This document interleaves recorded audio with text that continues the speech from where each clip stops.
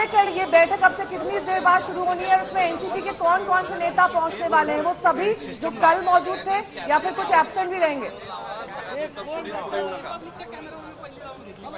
जी देखिए, 11:30 बजे की ये मीटिंग होने वाली है और इसके लिए हम देख रहे हैं कि शरद पवार, सुप्रिया सुले और प्रफुल्ल पटेल तीनों नेता, आला नेता जो है पार्टी के, वो पहले ही पहुंच चुके हैं। वो 10 बजे ही पहुंचे हैं और उसके बाद हम देख रहे हैं कि एक के बाद एक सभी बड़े नेता जो है अब वाईबी चौहान सेंटर पर पहुंचते हुए दिख रहे हैं। कुछ ही समय पहले अब अजीत पवार भी इस बैठक के लिए पहुंचे हैं। साथ ही केरला के जो एनसीपी प्रेसिडेंट पीसी चाको, वो भी आज मुंबई आए हैं। उन्होंने बताया आज तक से बात करते हुए कि उन्होंने फोन पर शरद पवार से बात करके जानना चाहा कि इस तरह से आनन फानन में उन्होंने निर्णय क्यों लिया और तुरंत आज वो इस बैठक के लिए पहुंचे हैं, उनसे मिलने के लिए पहुंचे हैं। साथ ही साथ हसन मुशर्रफ हो या बाला साहब पाटिल हो, सभी नेतागण जो है, जो कल एक कमेटी जो अनाउंस की थी खुद शरद पवार ने अपने भाषण के दरमियान, और उन्होंने कहा था कि फ्यूचर कोर्स ऑफ एक्शन किस तरह से होगा पार्टी का,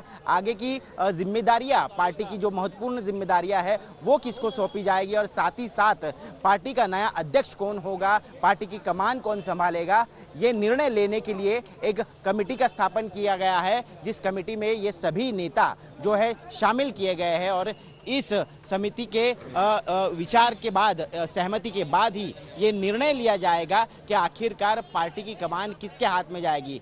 जाहिर तौर पर जो नाम आगे आ रहे हैं वो खुद सुप्रिया सुले का नाम आ रहा है, अजीत पवार का नाम आ रहा है और प्रफुल्ल पटेल का नाम आ रहा है। लेकिन एक समिति औपचारिक तौर पर इस पर बैठक करेगी, चर्चा करेगी और सर्वसम्मति से जो है इस बारे में निर्णय लिया जाएगा। हालांकि कार्यकर्ता जो है एनसीपी के अभी भी अपनी भूमिका पर कायम है। वो मांग कर रहे हैं कि शरद पवार को फिर से एक बार अपने निर्णय के बारे में फेर विचार करना चाहिए और अपना निर्णय पीछे लेना चाहिए। उसके लिए शरद पवार ने खुद गुजारिश की है सभी कार्यकर्ताओं से, जैसे कि कल हमने अजीत पवार को देखा किस तरह से वो कार्यकर्ताओं को कन्विंस करने की कोशिश कर रहे थे कि 2 से 3 दिनों की मोहलत वो शरद पवार को दे इस बारे में सोच विचार करने के लिए। पार्टी का निर्णय है, शरद पवार ने जो ये निर्णय लिया है बहुत ही सोच समझ कर। देखिए, कुछ भी राजनीति में होते संकेत जरूर दिख जाते हैं और इस पूरे मामले पर भी संकेत दिखे। 4 दिन पहले जब पवार ये कहते हैं कि रोटी पलट देनी चाहिए वक्त पर, इससे पहले सुप्रिया सुले ने बकायदा ये कहा था कि 15 दिन बाद देखिएगा महाराष्ट्र की राजनीति में और केंद्र की राजनीति में बहुत बड़ा भूचाल आने वाला है। महाराष्ट्र की राजनीति में तो हम देख रहे हैं बहुत बड़ा भूचाल इनके अध्यक्ष पद त्यागने से पवार के नजर आ रहा है। क्या कोई केंद्र में भी ऐसा बड़ा बदलाव हो सकता है अगर सुप्रिया सुले के बयान को देखें उस हिसाब से?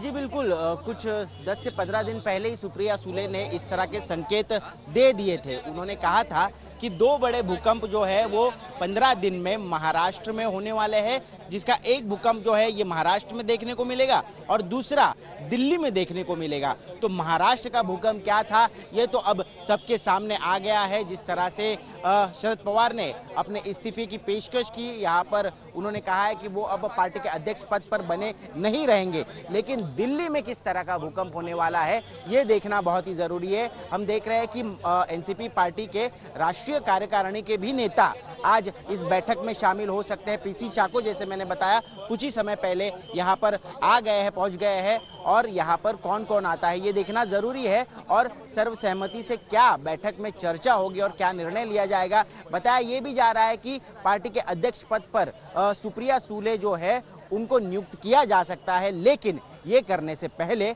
समिति जो है इस पर बातचीत करेगी। क्या दिल्ली की जिम्मेदारी सुप्रिया सुले को दी जाएगी? इस बड़ी बैठक पर आप नजर बनाए रखिए।